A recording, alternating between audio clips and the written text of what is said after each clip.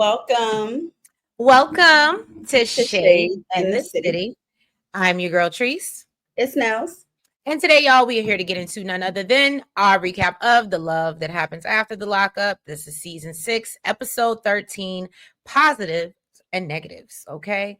And so, yeah, it seemed more negatives than me, but that's just my opinion. So, Um, are we talking about the pregnancy test, or are we just talking no, we're about? just talking about the tone of, Oh, I was yeah. about to say because it was definitely more positive. No, I wasn't talking about that. Oh, But she is definitely one of the negatives. So if you have not already, please make sure you hit that like button. and that subscribe button.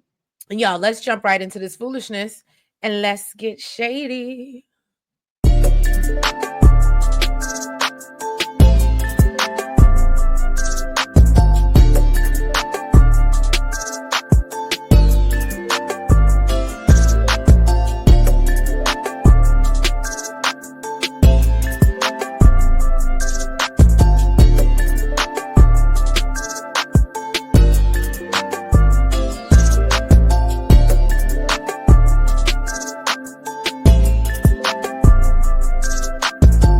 Y'all, so we are about to jump into none other than the Brooke and JK of it all. So bear with us.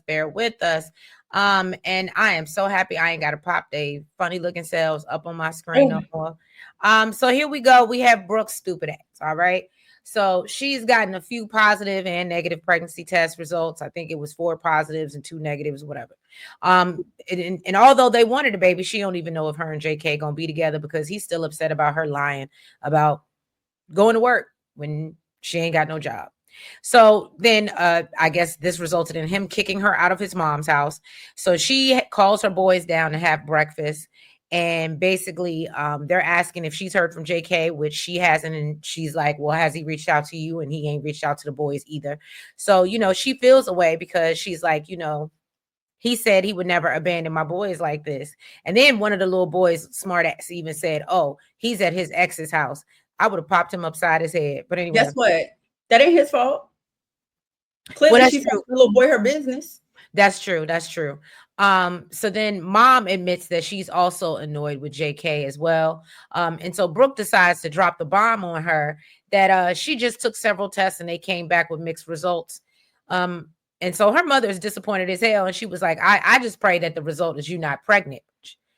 And so then Brooke said, well, let me add on the fact that I'm also unemployed. And so her mother said, you know what? Between you and JK, this child doesn't stand a chance in hell. And I said, I'm confused. Wouldn't she know that she's unemployed? Wouldn't it have been the mama that fired her? no, I think the mama fired her and then she had to go find a job somewhere else. What, and they got fired from that too? Yeah. Well, no, because she said that she got fired because she left her job to go see JK at his ex's house. I mean, I guess you could say, but to me, it gives me the vibe that she had to go find a job somewhere else and she got fired again because JK kept mentioning how she keeps getting fired. This is not. Well, yeah, I think that was in the past because he even talked about when he was locked up. But she said she got fired because she left her job to go track him down at the ex's house. And we saw the scene where she was with the mama doing that. That's true. That's true. No, that's a very good catch. I just assumed it was another job she had messed up. But anyway, so that would be a real short of a. So then basically her mother says, why are you walking around with so many pregnancy tests in your purse in the first place? And so Brooke is like, well, we were trying. So her mom is just livid as expected and warranted at this point. And so, she asked Brooke to wait till she's absolutely sure before she says anything. But of course, Brooke can't do that. She wants to talk to JK right now. And so she leaves her kids with her mom, per usual. Ain't taking care of the 2 she got. She runs off to JK's mama's house, okay? And so, of course, JK comes to the door and Brooke tells him about the pregnancy test. So he's like, oh. And so he acted like he was a little bit blown by the news. And I was like, well, sir, y'all were the one actively trying.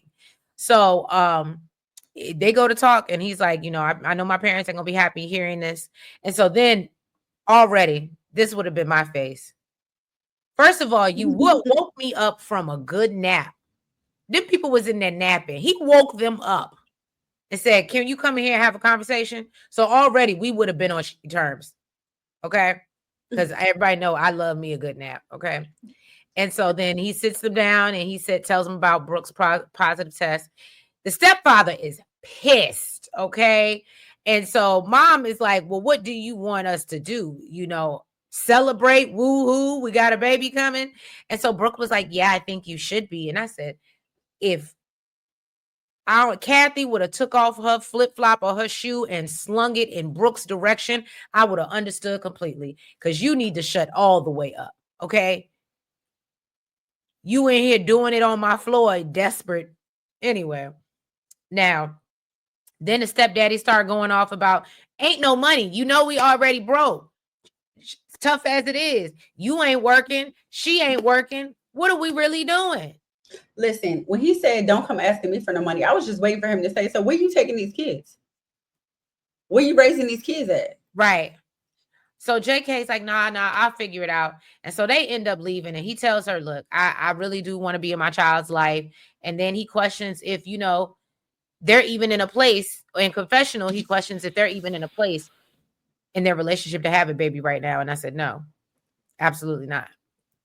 But y'all gonna do it because that's just what y'all do. All righty, let's move on. Probably messing with somebody else already. Who's favorite? Your favorite? No, that's your girl. So Daniel got out of court. Then Bianca gets a call from his PO. He's they're kind of filling her in on what's going on, and she has no idea because she said Daniel is not communicating with her. But they let her know, listen, Daniel won't be coming back. Okay.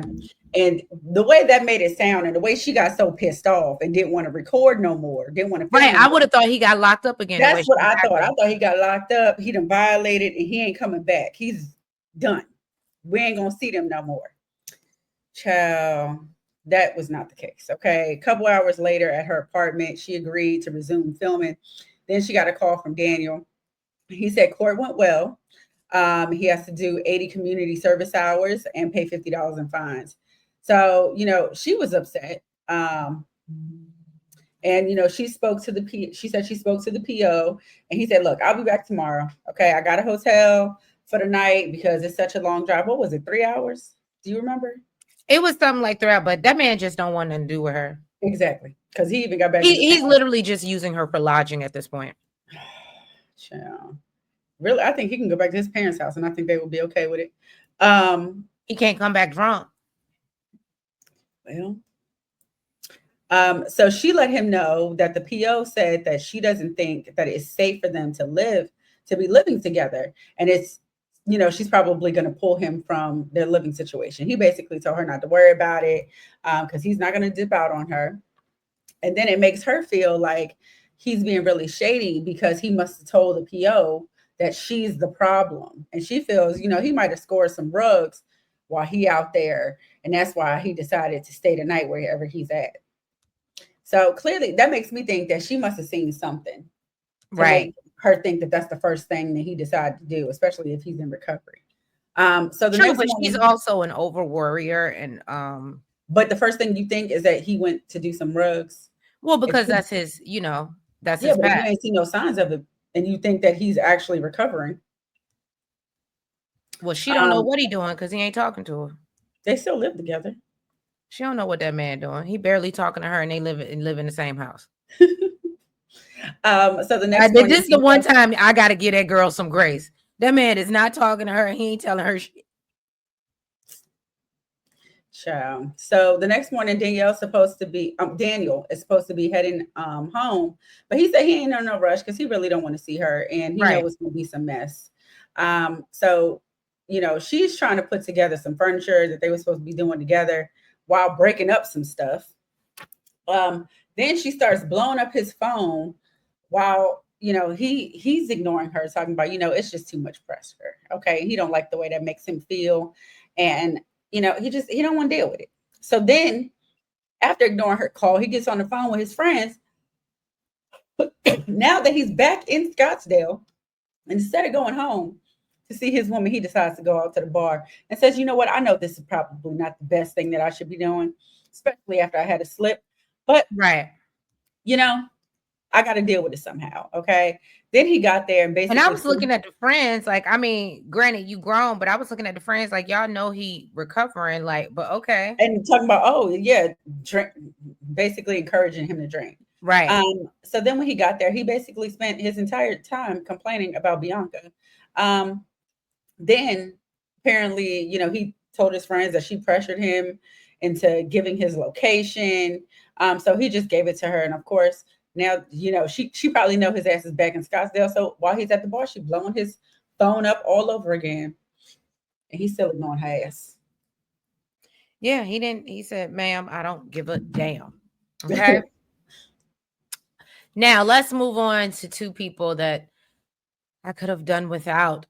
Justine and Michael. So, you know, they are still going through it because Michael talking about wanting to postpone their wedding plans for another business venture, and Justine ain't here for it.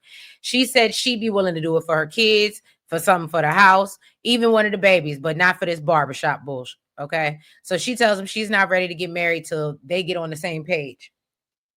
And Michael responds, well, I don't want to talk about a wedding until you get things straight with your family. So Justine's like, oh, no, you didn't. Okay. And so Justine said, you know what? That's easy for you to say because you were mama's boy. So now Michael's all pissed and he, you know, walking around and he's like, you know what? This is just misplaced anger because she doesn't have a relationship with her family. And then Justine goes off about how she does everything and, you know, leaves to go be with her kids because it's, you know, it's so many of them. Somebody, it looked like she said, somebody got to do it. And so then we see Michael the next day. He done slept on the couch because he was too scared to go upstairs with Justine. That baby was so cute. That the both. I mean, one thing I give them, they do make very cute children. So you know, he's complaining to his mom about the relationship with Justine, and his mother suggests that you know everybody need counseling, but especially Justine's ass. Okay, I love how she put it up. She said, and for the record, he is a mama's boy. Right, and he is a mama boy, and what? So exactly. Michael, so she comes downstairs and Michael's like, you know, I missed you last night. I miss holding you. I mean, and she was like, yeah. Hold up. I got to say something because this part reminded me so much of something you would have did. What? Did you see that little corner right there next to the fireplace when she reached over and made sure she had her ass all in his face? Oh, well. Ain't the Latrice move. I think she did that purposely. Let me show you what you're missing. While you was sitting here on this tiny couch, this big comfy couch. Oh my God. So yeah, so basically she tells him that she didn't like the way that he spoke to her and how he just dismissed her feelings about postponing the wedding. And he talks about how, well, you know, I've never told you no to anything. And she reminds him, and I've reciprocated that. I've never told you no and went along and waited with whatever needed to happen. And I was like, damn, Justine, when you got points, you got points. So then she mentions how, you know, and then I didn't like how you brought up my family dynamic to try to throw that in my face.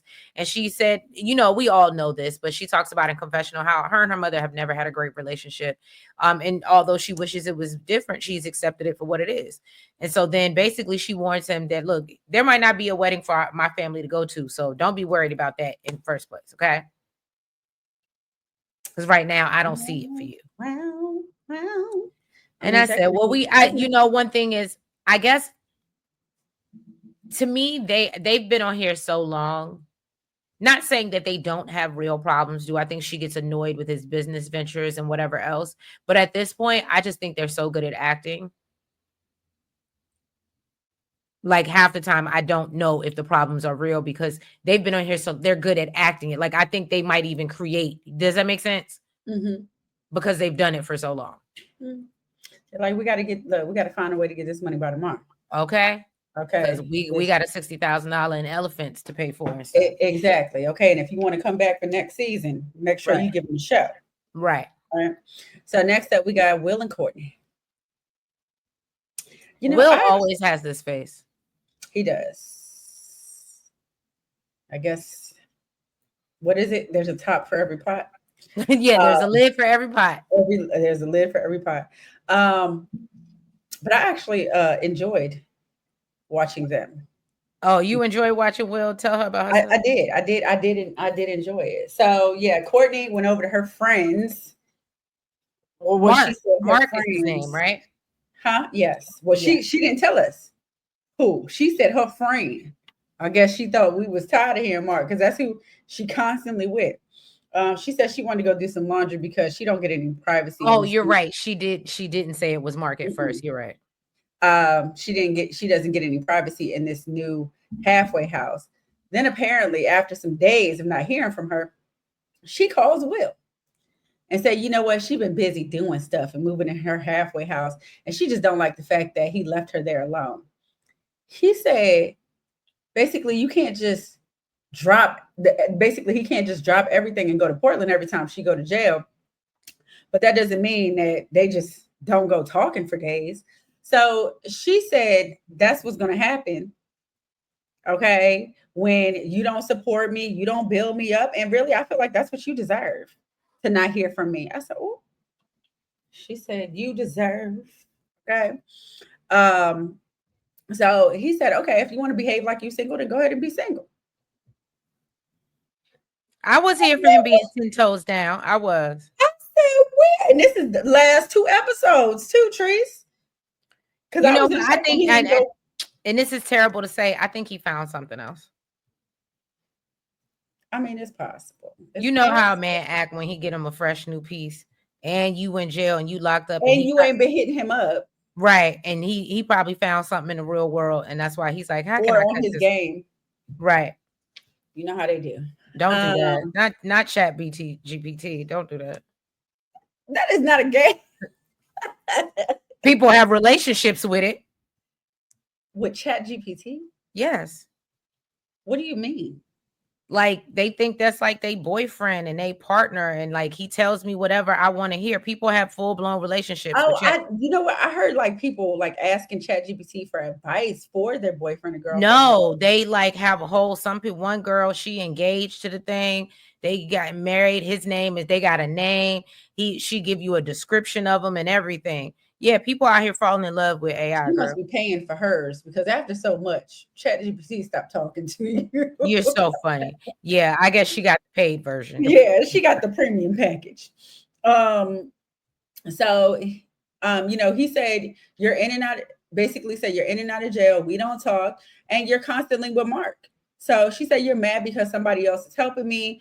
And basically, what did you expect me to do?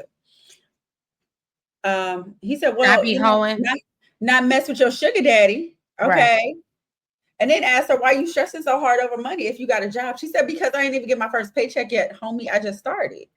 Okay. And then told the man, well, you know, she said that he promised to give her $1,000 a month in allowance. And ever since he got back to California, he only sent her $300. She said, look, if he don't give me the money, somebody will. Okay.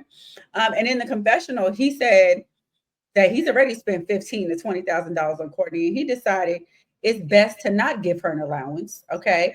And he's not about to send money to somebody who doesn't want to communicate with him. Then he told her, well, why don't you go on with Mark then? Okay. Then And he said, unfortunately, I felt her pain. She was trying to be big and bold, but it didn't work out that way. if that is your somebody, in the words of Aaliyah, if he is that somebody, I would want Will too.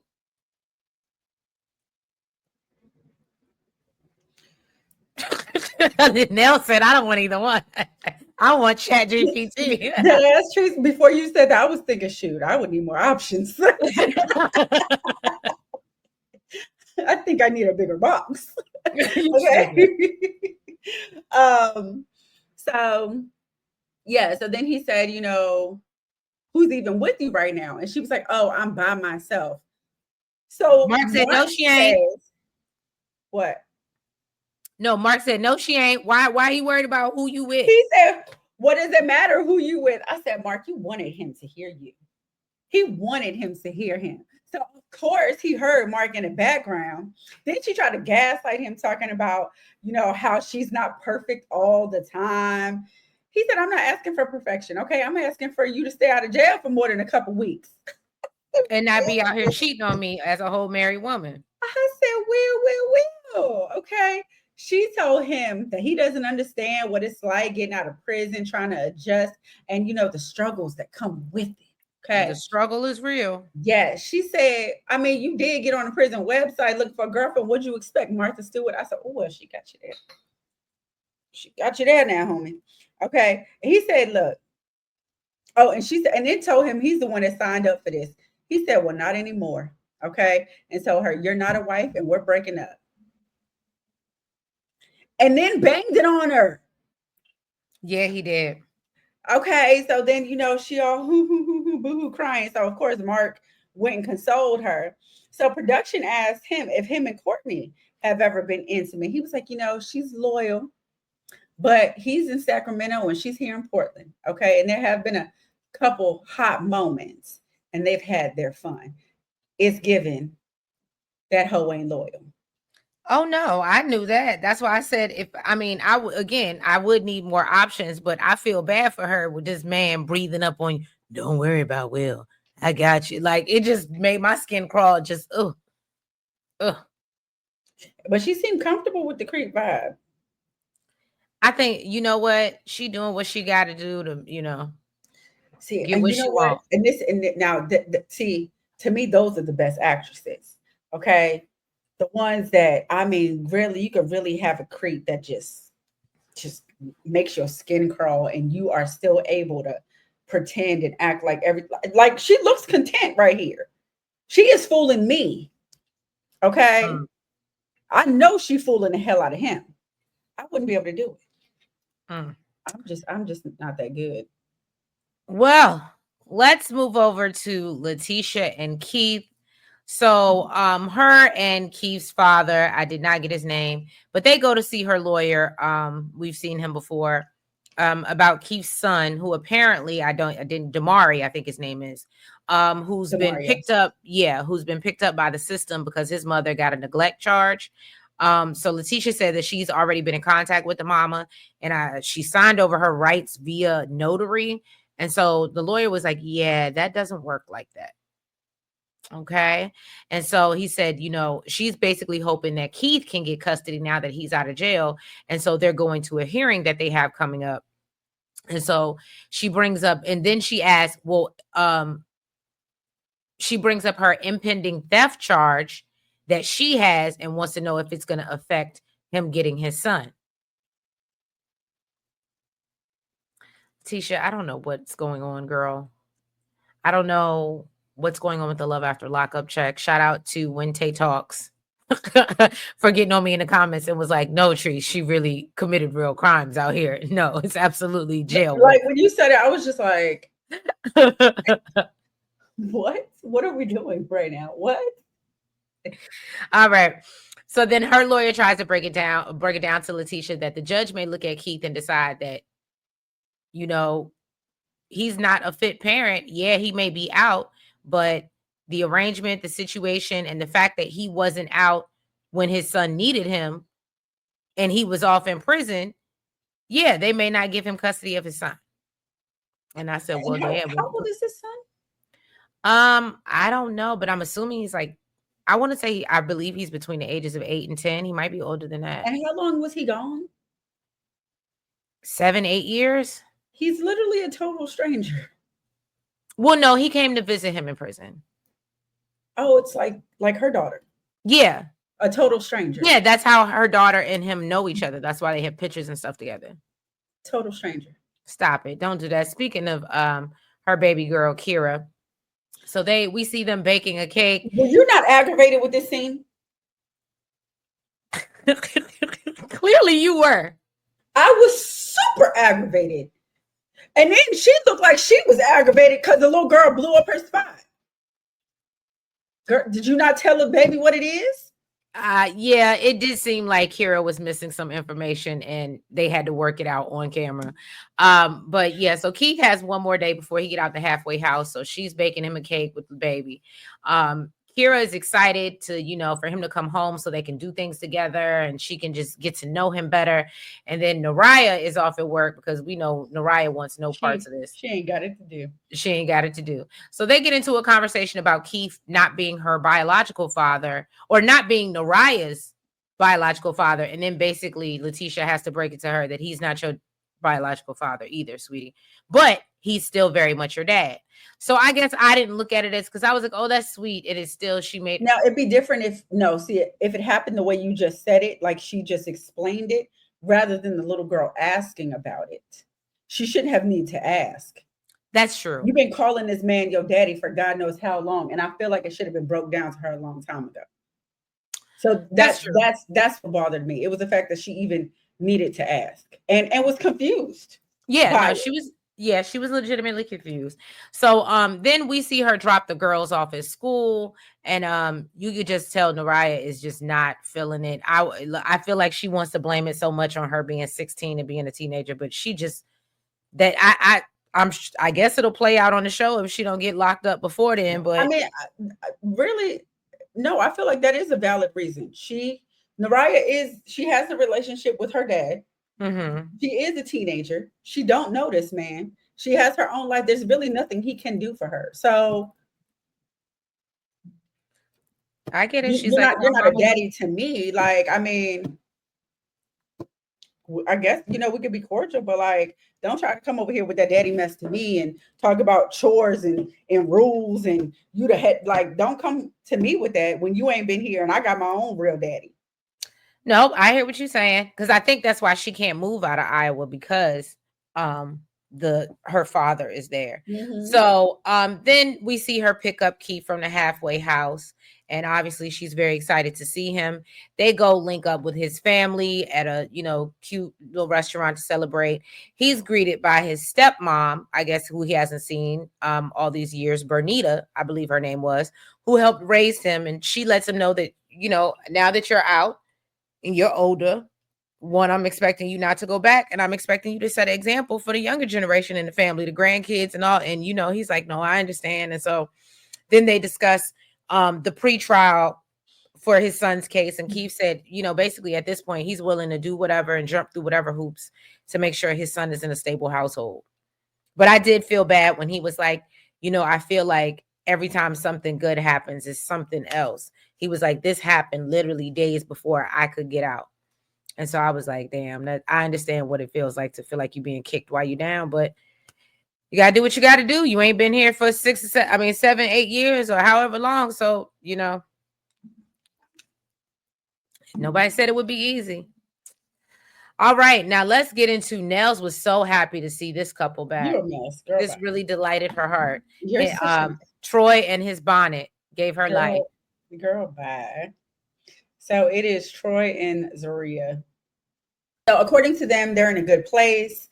He's doing all the things that he said he was going to do. He said he started a business, waxing and buffing floors. And now, they don't have any financial issues anymore. So kudos to you guys for getting your lives on track. Okay. Yeah, because it was, weren't they about to get kicked out, the nonprofit and all that other stuff? Whatever happened to the nonprofit? I don't know. I guess they couldn't profit the community when they weren't making a profit. I guess she's doing something as well, because she said that they split the rent payments on a beautiful lake house home that they have. Okay. You mean that beautiful Airbnb you renting for the show? I didn't think it was an Airbnb because it just looked like a trailer. I think they renting it for the show. Oh, okay. Well, now Azrael is excited to spend Christmas in their new home. He's hoping that both sides of the family will come together and celebrate. Troy said everybody on her side of the family loves him, but on his side of the family, not so much. And sir, we're not surprised. Trust me, we knew that without you saying it. Right. She said the biggest beef she has is with Karen. She cut her off. Okay. Then literally right after she said that, Mama Karen calls her son. Yeah, she over there breaking up her weed, her reefer. Yes, she was. She said that she had something to tell him, but she wanted to make sure Zaria was nowhere around because, she didn't want to get her reaction and her react, and she didn't want to hurt her little feelings. Okay. But he said, you know what? He didn't want to hear it. He didn't want to have nothing to do with it. So he hung up with her. Then he gets a call from his sister talking about that he needs to hurry up and come home because they had an emergency. How you start a conversation like that? Right. You gonna make me think somebody in the hospital or something. Like, can you say what happened? Yo, your brother is da da da da da. You He know needs what's you to so come home. crazy? And this is so random. I think Miss Karen is trying to be the next Mama D. The difference is Scrappy actually like his mama. Whatever. Well, yeah, she gives me more Miss Wanda vibes. I can see that. So she said that his little brother Vaughn is spiraling out of control. And she said, you know, him being the older brother, he feels like if he comes out there, that Vaughn will listen to him. And he's like, you know, I just feel like I want to spend my first Christmas at home. And she's like, yeah, I understand that. Okay. But for the past 7 years while you was gone, I've been holding it down. Okay. And now we're in crisis and you need to get your ass here. Okay. Did it have to be okay? My question is, and maybe it was a dire situation and maybe we didn't need to know the total ins and outs of it, but I just felt like Christmas, and like he said, it's his first Christmas home with his family. Like, I don't know why it's giving me something to do with the baby mama and they in cahoots and they want him there to piss Zaria off. And because it's damn near Christmas, I don't know. yeah, no, I can, because it's something just didn't sit right with me. I was like, why just like, I could see my family if it was a true emergency and them being like, yeah, it's Christmas, but can you come the day after Christmas? Like, can you get on the road? Like, once you're done, you know what I'm saying? Like, or even still, or you know what? I just feel like if it's that serious, why don't y'all come here for Christmas? Why don't y'all come spend Christmas with us? That's a great point. Well, anyways, he knows that Zaria is not going to be happy with him going to Buffalo. So, and I don't like the way he did it. No, I wouldn't have liked it either. That's the only thing. That's where I had the issue. And I actually, when I tell you, I felt bad because I actually had to side with Zaria on this one. Not her reaction though, the breaking the stuff. And girl, it's your house, ain't it? Like, why are we breaking our own stuff? But I felt what she was saying. Look, I love when she told him when he was like, "Oh, this food is good." She was like, "Good, choke on it." I was like, that would be so something I would do. It was. That's why I made sure I got it. So the next morning, he tried to reach out to his brother and didn't get an answer. And he said he feels like he owes it to his brother to be there for him now since he wasn't there for him. So while Zaria is in the kitchen cooking breakfast for them, he is packing his bags to leave. Okay. And he's about to literally walk out the door with these bags without telling her nothing. Okay. Talking about, I'm going to take care of some family business. I'll be back. She was like, well, are you going to see baby Troy? Right. Like you just walking out the house and you're not going to say nothing. And he was like, yeah, you know, I might see her. And she's like, okay, well, I would like to come with you so I can talk to Yana. And, you know, I want to see baby Troy and maybe me and Yana can move forward. He was like, well, I'm going to go deal with the stuff with my little brother first. Okay. And then, you know, we can go from there. Then told her now, I mean, I understand that it's probably only what Syracuse to Buffalo is like only what they said 2 hours before. I think we've done this before, but even still, he made it seem like it's 2 hours and 22 minutes.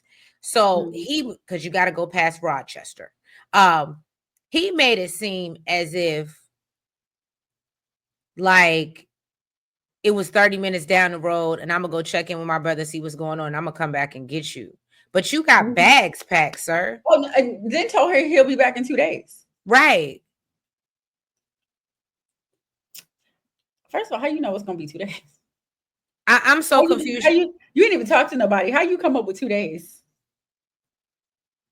For all you know, your brother ain't even at the house. Like, well, then she said,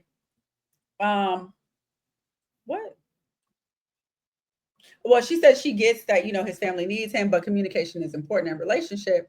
And when you're not communicating is another form of dishonesty. So he came back in the house, sat down, ate his breakfast and said it was good. She said, well, choke on it then. And I definitely agree with Treese. That is definitely something she would have said. For sure. It was Treese all over it. Okay.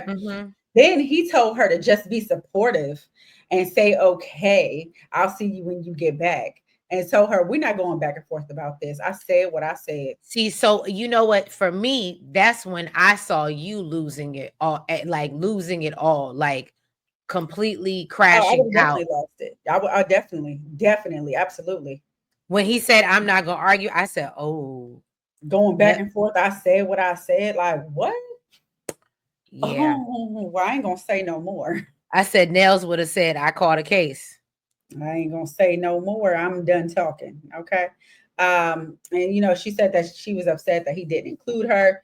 He said that she is included, but he doesn't want to involve her and stuff when he doesn't even know what's going on himself. Then she told him to walk out the door, basically to walk out the door. He better hope he can get back in. Ma'am, we've already established that you can't pay the rent by yourself. So that's funny. Nice try. Well, I mean, if you've already paid for the Airbnb, it's You're already nice. paid for. I can't Just saying. But yeah, y'all. So that was this episode of The Love After the Lockup. Y'all hop in the comments. Let us know what you thought about episode 13, because that's what they're calling it.